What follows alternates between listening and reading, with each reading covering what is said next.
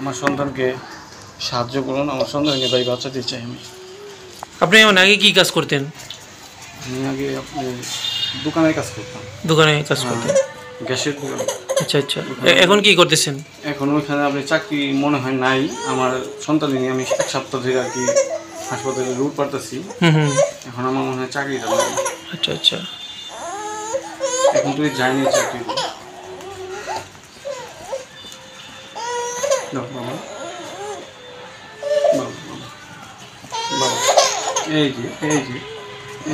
দর্শকবৃন্দ আসসালামু আলাইকুম।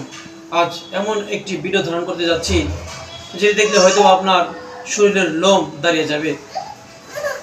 এখানে একটি পরিবার রয়েছে যেখানে নাকি 6 মাসে একটি ফুটফুটে সন্তান জন্ম হয়েছিল বা আছে, কিন্তু এত সুন্দর একেবারে পুতুলের মতো বা পুতুলের ন্যায় এত সুন্দর একটি বাচ্চা, কিন্তু আজ সে বাচ্চার জন্য যে পরিবারে নাকি হাসার কথা, উৎফুল্ল থাকার কথা, পুরো বাড়ি যেন মাতিয়ে রাখার কথা, কিন্তু সে পরিবার আজ যেন তাদের চোখের জলে যেন ভিজে যাচ্ছে এরকম একটি অবস্থা।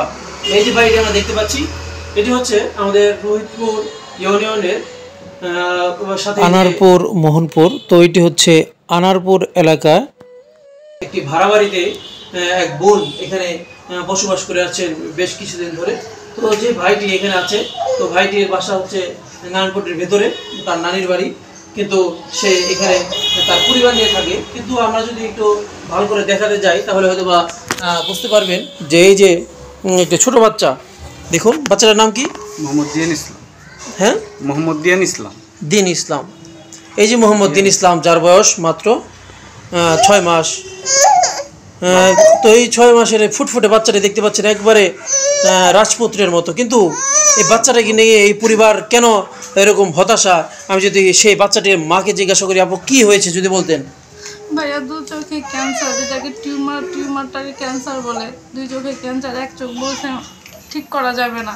এক চোখটা সমস্যা হয়ে গেছে অতিরিক্ত বেশি, আর যে চোখটাতে কম আছে ওই চোখটাতে বলছে থেরাপি দিলে ঠিক করা যাবে। এটার জন্য অনেক টাকার প্রয়োজন, কখনো কারো কাছে হাত পাতি নাই। খালি এই কারণে যে সন্তানটার জন্য যদি কারো দয়া হয়, কারো মায়া হয়, বাবুটারে দেখা যদি কিছু সাহায্য করতে পারে তাহলে আমাদের উপকার হবে। মানে এই যে কাগজপত্রগুলো যে দেখালেন আপনি, তো আমরা এখানে আর অনেকক্ষণ আগে এখানে দেখেছি, তো আপনারা কয়েকটি হাসপাতালে গিয়েছেন তাই না? তো এখানে দেখলাম যে বাংলাদেশ আই হসপিটাল। তো এই যে এখানে 2টা গোলবৃত্ত আমরা দেখতে পাচ্ছি, এটার মাধ্যমে কি বোঝানো হয়েছিল? ভাইয়া ওই যে একটা চোখ যেটা বড় হয়ে গেছে, পুরো চোখটাই ভরে গেছে। মানে টিউমারটা ক্যান্সারটা পুরো চোখে ছড়াই গেছে। আচ্ছা আচ্ছা আচ্ছা, ওটা আর কিছু করা যাবে না। ওটা যদি হয় তাহলে একদম ফালাই দিতে হবে। ফালাই দেওয়ার পরে তো ওটা আর লাগানোর কোনো সম্ভবই না। ওই যে করে আর কি আলগা চোখ যেটা লাগাই দেয় ওটা লাগাই দেবে, আর প্রতি 3 মাস 4 মাস পর ওটা আর কি লেন্সটা কতটুকু বড় হয় আর বয়স হয় যতটুকু হয় ওই পাল্টাই দিবে আর কি। আর এটা যে কিমোথেরাপি বলছে, ওই থেরাপির মাধ্যমে এটা বলছে ঠিক করা যায়। মানে এটা মাত্র শুরু হয়েছে। হ্যাঁ, এখন যদি ট্রিটমেন্ট করা হয় তাহলে সুস্থ হওয়া সম্ভব। হ্যাঁ, ঠিক করা যাবে। এটা আর ওই চোখে টেক করে দেখেই না। হ্যাঁ, ওটা তো দেখেই না। আপনি এটা লক্ষ্য করলেন কিভাবে যে এটা এই ছোট বাচ্চারা তো যখন ছোট ছিল তখন হালকা একটু ছিল, তখন আমরা তো বুঝি না, বুঝতে পারছি বলছে হয়তো লক্ষ্মীটার মতো বলে না অনেকে এরকম হয়, আমরা ভাবছি ওইরকম হয়েছে। ও ওর বাপে বলছে যে আমার ওইরকম ছোটকালে এরকম ছিল, তো বলছে বাপের থেকে হয়তো ছেলে পাইতে পারে এরকম ভাবছি। যখন 4 মাস হয়ে গেছে তখন আমরা এক ডাক্তার কাছে, শিশু ডাক্তার দেখাই, তো ওই ডাক্তার কাছে গেছি। ওই ডাক্তার কাছে যাওয়ার পরে ডাক্তারকে দেখাইছি, তো ডাক্তার লাইট দেয় প্রথম দেখছে বুঝে নাই, তার 1 সপ্তাহ পর আবার অসুস্থ হয়েছে। তখন স্যারকে মোবাইলে ছবি তুলে পুরো বোঝা যায়। তখন ছবিটা নিয়ে যে গেছি স্যারকে, স্যার যে ওর চোখটা এরকম দেখা যাইতেছে। পরে স্যারে বললো কি তাহলে একটা চোখের ডাক্তার দেখাও।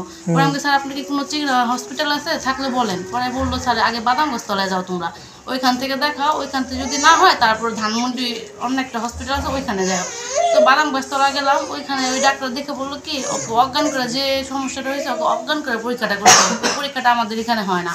তো ওই ডাক্তার ওই যে চক্ষু হসপিটাল ইনস্টিটিউটে পাঠাইছে সরকারি, ওইখানে গেলাম। ওইখানে তারা পরীক্ষা করে, যেদিন গেছি ওই দিনে পরীক্ষা করে বলছে যে ওর 2 চোখের টিউমার মানে ক্যান্সার হয়েছে। তারপর পরীক্ষা দিছে যে ওই অজ্ঞান করা যে পরীক্ষাটা করবো সেটার জন্য সঠিক কি আছে কিনা, ওই কারণে এইসব পরীক্ষাগুলো দিচ্ছে। পরীক্ষাগুলো করার পর রিপোর্ট দেখে তারপর অজ্ঞান করবে। তারপর ওইখান থেকে রিপোর্ট দেখলো, বললো আমাদের জন্য এই যে বিশেষজ্ঞ ডাক্তার রিটায়ার্ড হয়ে গেছে, আমাদের এখানে এখন নাই। এখন আপনারা ওইখানে যে উত্তরা বসে ম্যাডামের চেম্বার উত্তরা, যে ওইখানে যায় ম্যাডামকে একটু দেখান। তো ম্যাডামকে দেখাইলাম, ম্যাডাম অজ্ঞান করে পরীক্ষার ডেট দিল, পরে পরীক্ষা করলো, পরে পরীক্ষা করে এই কথা বললো। এখন এটা মানে কত টাকা লাগতে পারে? এটা মনে করে এখানেও চিকিৎসা করলে খরচটা অনেক বেশি। বাংলাদেশে যতদিন ও বাইচা থাকবে, আল্লাহ যতদিন বাঁচাবে ততদিন ট্রিটমেন্ট করতে হবে, এটা থামানো যাবে না। এটা যেটা আইডিয়া নেই, আরেকজনের সাথে কথা বলছে, হ্যাঁ বলছে যে 9 লাখ টাকার মতো খরচ করছি, এখনও মনে করে চোখ ফালাই দিচ্ছে, এখনও যতদিন 18 বছর পর্যন্ত তার চিকিৎসা করতে হবে। এটা আমার সন্তানকে বাঁচাইতে যায়, কিছু চাই না। আপনারা যদি যে যতটুকু পারে আমাকে সাহায্য করুন, আমাকে যতটুকু সম্ভব, যার যতটুকু সম্ভব ততটুকু সাহায্য করুন আমাকে সন্তান, আর কিছু চাই না। আমার কোনো অর্থ নেই, কিছু নেই। আমি সেখানে আমি সংসার চালাইতে পারি না, তাই আমার কষ্ট হয়। আর আমি কি করবো, কই যাবো, এমন কোনো ব্যবস্থা আমার নাই। আমি বাবারা তোমরা যদি পারো, যা পারো সে তো পারো বাবারা, কিছু চাইছি করে আমার সব পাচ্ছি না, তো চলে কি বাবা, আমি বাবা কইতে পারি না কথা, তাহলে আমার শরীর অসুস্থ, আর আমি এখানে খুব বিপদের মধ্যে আছি। বাবাটা তো কোনো বাপ করেনি, অন্যায় করে না। এটা বাচ্চারা কি কষ্ট, কি শাস্তি দিতেছে আল্লাহ।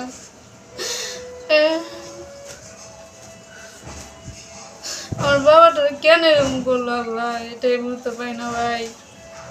এটা কেন এরকম শাস্তি পাবো না আমরা করছি ভাই, আমগো শাস্তি দিত আল্লাহ।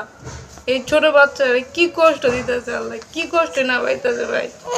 ওই দিনও যেদিন অজ্ঞান করে পরীক্ষা করতে ঢুকাইছে ভাই, ওই দিনও জানে না যে চিকিৎসা করতেছে, এই থেরাপি দিলে কেন লাগবে, এই করে যে কষ্ট করে দেওয়া লাগে। আর এই থেরাপি দিলে বড় মানুষই বাঁচে না, বড় মানুষের সমস্যা হয়ে যায় ভাই।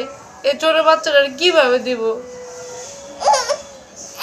অনেক বাচ্চা বলে মারাও যায়, থাকেও না এই থেরাপি দেওয়ার কারণে ভাই। অনেক বাচ্চা মরেও যায়। এই থেরাপি হলে ক্যান্সার রোগী গো দেয়, ক্যান্সার রোগী গো। ভাই আপনি বর্তমানে কি করতেছেন? বর্তমানে ভাই বেকার, আমি চাকরি একটা করতাম, এখন চাকরি তো চাই না। মানে আগে কি করতেন? আগে গ্যাসের দোকানে চাকরি করতাম ভাই। আচ্ছা, আপনার মানে সম্পত্তি বা জায়গা সম্পদ নাই আপনার? না ভাই, আপনি ভাড়াই থাকেন? ভাড়া থাকি। আচ্ছা আচ্ছা। এখন এই বাচ্চাটার এই অসুখের কারণে আমি চাকরিতে যাইতে পারতেছি না। এই বাচ্চাটা নিয়ে ঢাকা লড়াই করতে গেছে। ভাই যে যা পারেন ভাই, আমার বাচ্চাটাকে ভাই বাঁচান, আমার এই সাহায্য করেন ভাই। এই বাচ্চাটার অনেক বড় একটা রূপ ভাই, এই রূপটা আল্লাহ কেন দিল ভাই আল্লাহ? আমি ভাই অনেক গরিব মানুষ ভাই, আমার একটু সাহায্য করেন আপনারা, যে যা পারেন আমার বাচ্চার চিকিৎসার জন্য একটু সাহায্য করেন।